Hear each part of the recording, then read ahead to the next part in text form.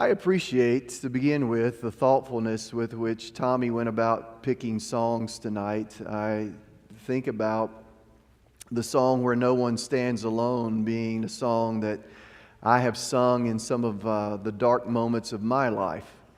And, the imagery just comes to me. And Scotty leading the prayer very thoughtfully. I appreciate you guys kind of setting the tone for tonight's lesson.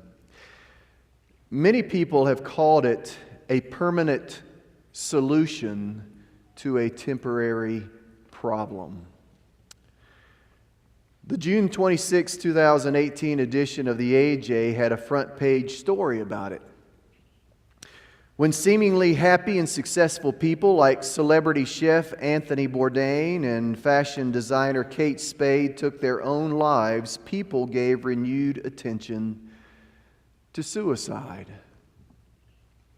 Jeremiah Johnson teaches at Houston Baptist University.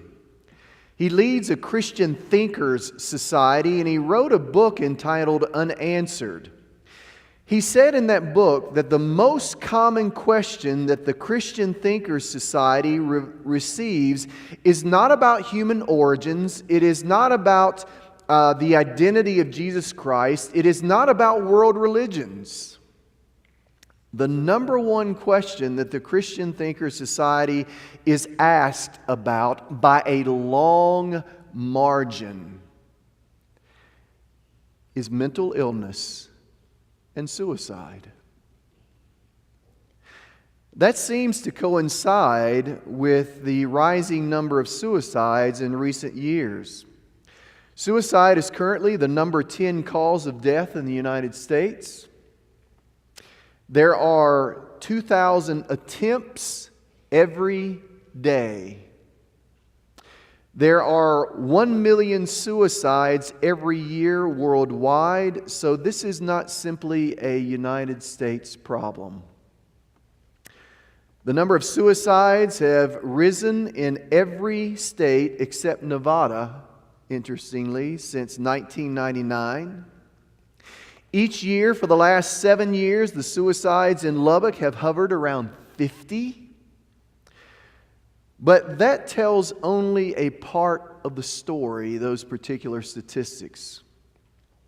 Because only somewhere, depending on whose data you look at, somewhere between 2.5 and 10% of suicide attempts lead to death. So less than 1 out of 10 actual attempts lead to death. So for every suicide that is completed, there are between 10 and 40 others who have tried.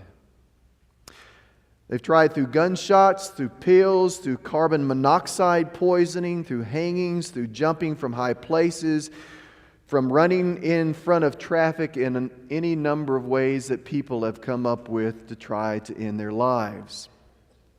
Interestingly, middle-aged white males ages 45 to 64 are the most at risk for suicide. It probably surprises some of you. Historically, women have attempted suicide more often, while men have completed it more often. Men have this propensity for being much more violent in our actions generally. But women are becoming more lethal, and their numbers are actually rising. There are 7 suicides recorded in the Bible, Judas being perhaps the most known.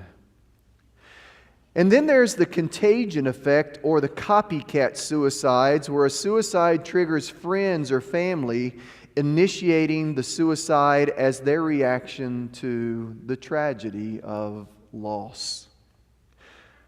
Other family and friends are troubled and confused by the many spiritual questions that arise because of suicide. But maybe the most common question is why? Why? Why did this person feel the need to take his or her life? I want to answer a series of questions that commonly are asked related to suicide. And the first one is this: what are the indicators of serious concern? What are the indicators of serious concern? A fellow minister once confided in me that he thought a man in his church was just attention-seeking when he threatened suicide. So the preacher brought him a gun and said, "Here, I don't believe you. Have at it." That's not the way to handle a situation like that. Okay?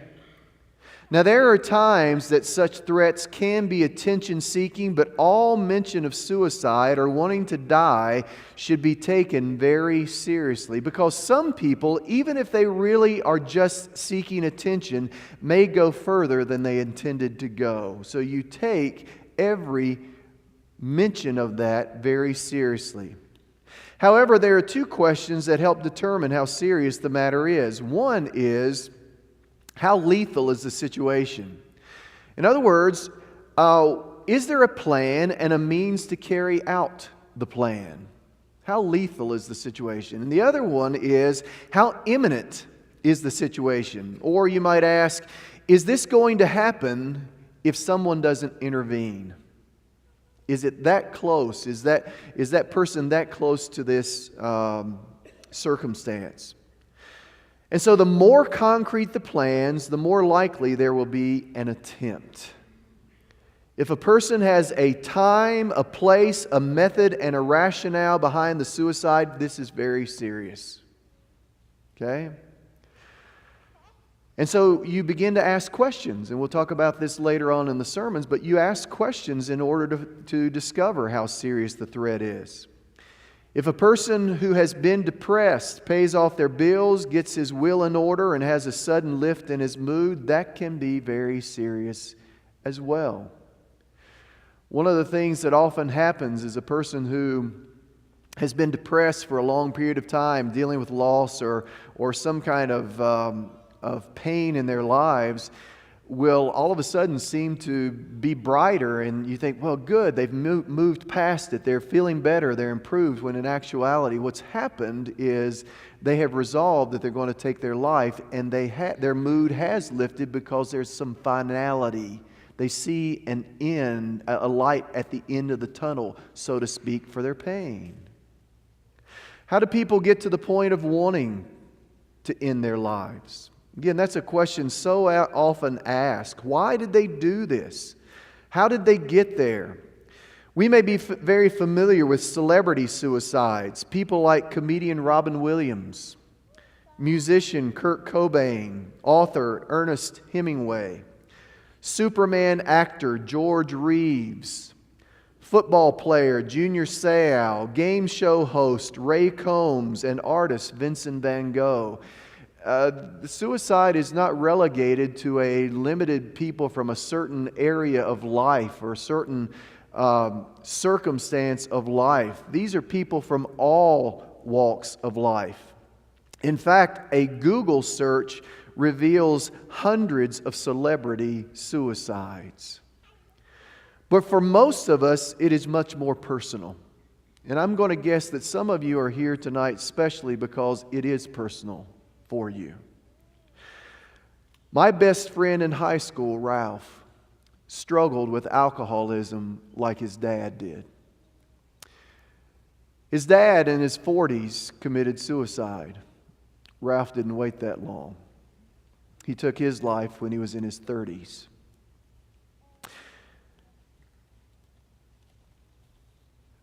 I've had to preach the funeral of a teenager who committed suicide. Mike Wilson's former brother-in-law committed suicide just a few weeks ago. Ministers commit suicide. Ministers' children commit suicide. And I could go on and on with a list of people who do, but the question is, why?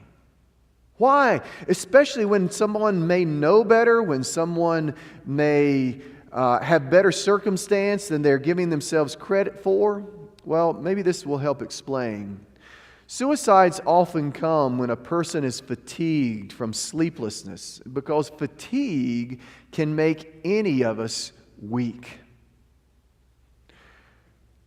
Or when a person has mixed alcohol with that sleeplessness and drugs with that sleeplessness, and there is a particular vulnerability at night for this. Sometimes it's an effort to punish other people. The person who commits suicide is thinking irrationally and says something in their minds like this: when they learn what I've done, they will feel guilty for the way they treated me. They treat the suicide as a punishment of someone. Sometimes suicide is a desperate cry for help. A person may not think that a simple request for help will be taken seriously enough, so they feel like they have to do something drastic in order to get people's attention. Sometimes there's an unknown mental illness at work, like dementia or fear of dementia that is at work. But I've come up with what I refer to as some H's as to why. And so all these words begin with H, all 6 of them. The first reason that people may take their lives is that they're hurting. Okay, they're hurting. For some people, it's physical pain from a disease. For other people, it's psychological pain from a loss or something that is so overwhelming that the person doesn't want to continue. As Chap Clark, who is an adolescent and family scholar, said, suicide is the final attempt to exert power over pain. So sometimes it's people are hurting so deeply and desperately. Secondly, humiliation. The person has done something so shameful and so embarrassing that to him or her, they can't imagine being forgiven or accepted or being able to move past the event. That their lives are forever scarred and they are forever defined by their misdeed. And so they don't see anything ever getting better, and so they think the only solution is to commit suicide. History is another why. And here I'm talking about the person or a family member has made a previous attempt. I talked about my friend Ralph, whose father committed suicide. You see, the boundary has already been crossed, so it is not as imposing a thought if it has already been done, if it's already been attempted. In fact, past attempts is the number one predictor of completing suicide in the future. So if you know somebody who has made a past attempt and they're talking about it again, you need to take that very seriously. Hiddenness is the fourth H. Hiddenness. What I mean here is that social isolation often precedes suicide, and studies show that for all the friends and all the likes that we have on social media actually isolates people. They lack connectedness, which is a great irony in all of this. So hiddenness, being isolated. Number 5, helplessness. A person reaches a point where he or she thinks, I can't fix the problem and no one else can or will fix the problem. I don't want to be a burden to others. All this is very distorted thinking, irrational kind of reasoning. And then the 6th H is hopelessness. Whatever it is that I'm dealing with, whether it be a lost reputation, whether it be lost relationship, whether it be a lost opportunity, the hopeless feeling is such that there's the belief that things will never ever get better.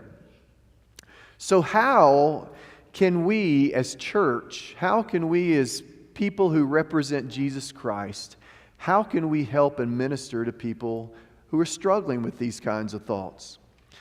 First thing I would say to us is get professional help. Get professional help. Whether we're talking about a physician, inpatient care, police, medication, therapy, get professional help. My friend Bobby sat in church assemblies for 25 years hearing that his debilitating depression was due to his lack of faith. It was adding insult to injury. When I began preaching about mental health and normalizing some of his experiences, it opened the door for him to get the professional counseling and medication he needed, and it changed his life. As we learn more practically every day about the brain, it is changing our understanding of mental illness. To put it plainly, one of the things we can do to help is to normalize mental illness.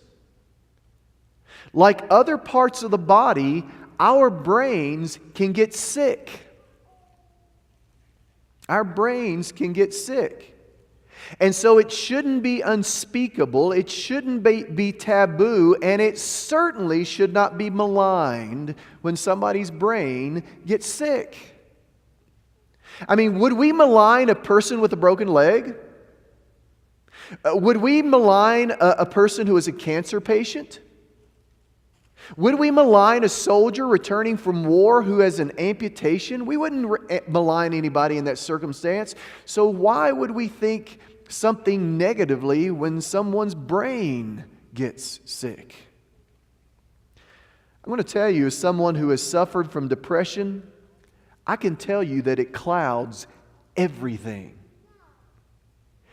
It becomes something through which you filter everything in life, what people say, what people do, usually in a very negative way. And it is the most common mental illness by far. And it can make you wonder if you want to live. Then there are maladies like eating disorders, bipolar disorders, post-traumatic stress disorder. Suffering from post-traumatic stress disorder, more soldiers die from suicide than combat in recent years. That may be surprising to you. Then there are the concussions that injure the brain. We hear a lot about football concussions, but you may not know that female soccer athletes actually experience more concussions than oftentimes football players do. The CTE has been a hot topic among football enthusiasts, and the autopsies of many players who have committed suicide have shown that they suffered from CTE, which seemingly is connected to their concussion. I think that Frank Page summarizes well what we as church need to remember. One thing that church must do and do well is encourage its people and leaders to recognize that everyone is broken in some way, shape, form, or fashion. Second thing I think that we can do to minister and to help is to help the person through his or her vulnerable moment. To help the person through the vulnerable moment. I love what Paul acknowledges about his own struggle in his ministry. He says in 2 Corinthians 4, 8, and 9, he says, "We have troubles all around us, but we are not defeated. We do not know what to do, but we do not give up the hope of living. We are persecuted, but God does not leave us. We are hurt sometimes, but we are not destroyed." Paul knew what it was like to face vulnerable moments, but he was able to find strength in God. So, church, oftentimes God uses His people to be His instruments to help people in their vulnerable times. And that's what we can do when a person's facing vulnerable times. When a person has suicidal ideations, or in other words, they're thinking about suicide, that is a fragile moment in time. And oftentimes it truly is a period of time that doesn't continue to last. In the counseling field, we have an ethical mandate to protect people who are vulnerable and to warn other people who may be endangered by a vulnerable person. It's required reporting that we have to engage in. But just giving a few true words of encouragement Helping a person get through the night by sleeping at the foot of their bed. Have them promise not to injure themselves through a handshake or a written contract may get them past this vulnerable moment in time. You see, the psychological pain can be very intense in a moment, but if you can get by the moment, it may not be as life-threatening. When working in hospital with suicide patients or those who had already made attempts and that's why they were in the hospital, getting them adequate rest, some nourishing food, giving them a chance to talk about what is so heavy on their hearts, valuing them and encouraging them with God's truth often made a huge difference in people's lives. So getting by that critical, vulnerable moment is so helpful. Number 3, be a compassionate listener. Be a compassionate listener. One of the myths about suicide is that if you talk about it, someone will do it. In fact, some of you may have read the sermon title and said, I can't believe Dale's talking about suicide. It's going to make somebody go out and commit suicide. No, that's not the way it works. The antidote to suicide is often talking about it.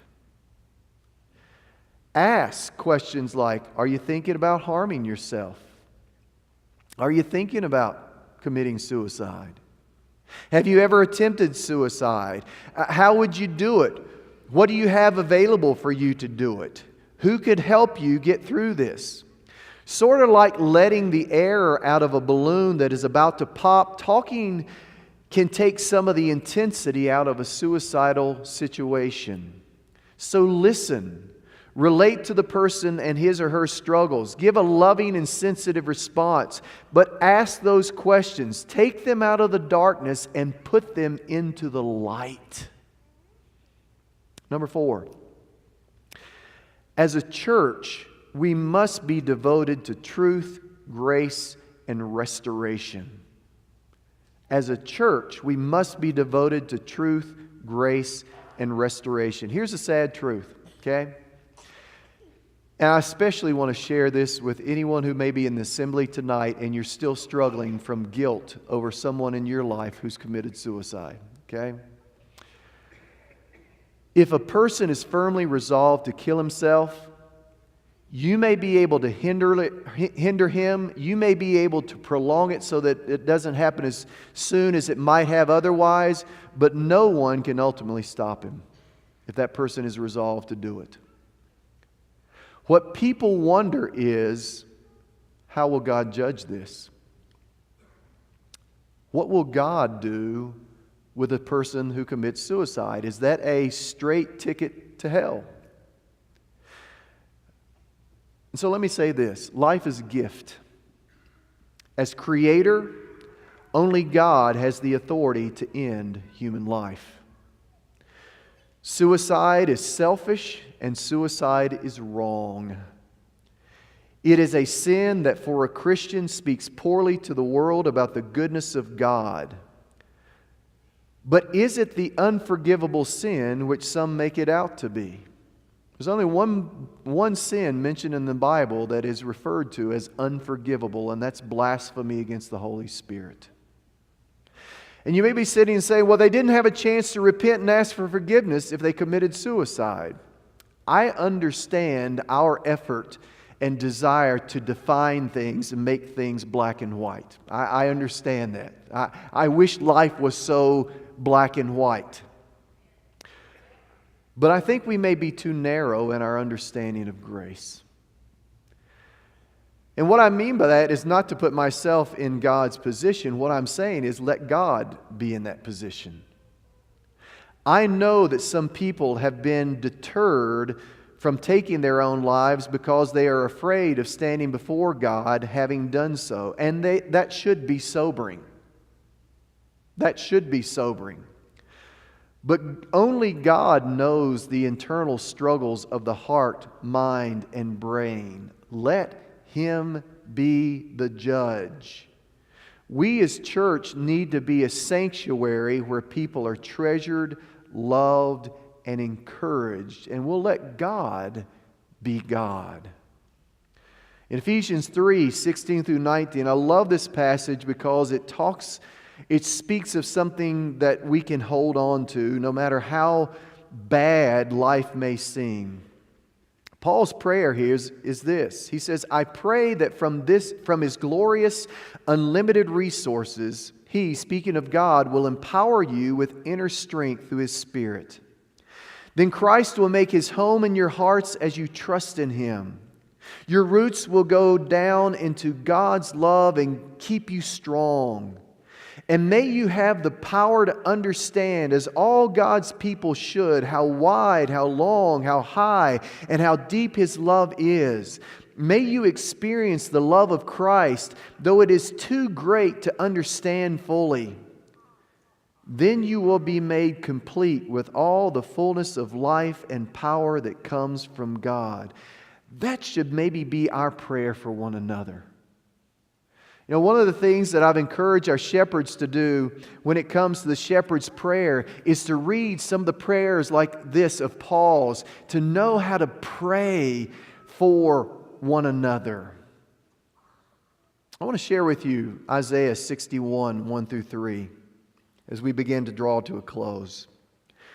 It reads, The Lord God has put His Spirit in me, because the Lord has appointed me to tell the good news to the poor. He has sent me to comfort those whose hearts are broken, to tell the captives they are free, and to tell prisoners they are released.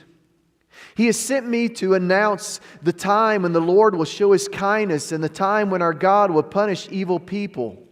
He has sent me to comfort all those who are sad and to help the sorrowing people of Jerusalem. I will give them a crown to replace their ashes and the oil of gladness to replace their sorrow, and clothes of praise to replace their spirit of sadness. Then they will be called trees of goodness, trees planted by the Lord to show His greatness. Now, if those words sounded vaguely familiar, you probably noticed in our textual reading tonight from Luke chapter 4 that Luke 4 is a quote of Isaiah 61. And Jesus is making a profound declaration that He is the Messiah. But I want you to notice in Isaiah what the Messiah does. He preaches good news to the poor. He binds up the brokenhearted. He gives freedom for prisoners. He proclaims the Lord's favor. He comforts those who mourn. He bestows a crown of beauty and a garment of praise. Jesus is telling people, there's hope in me. There's a tomorrow in me. Jesus knew this world is not functioning as it was designed.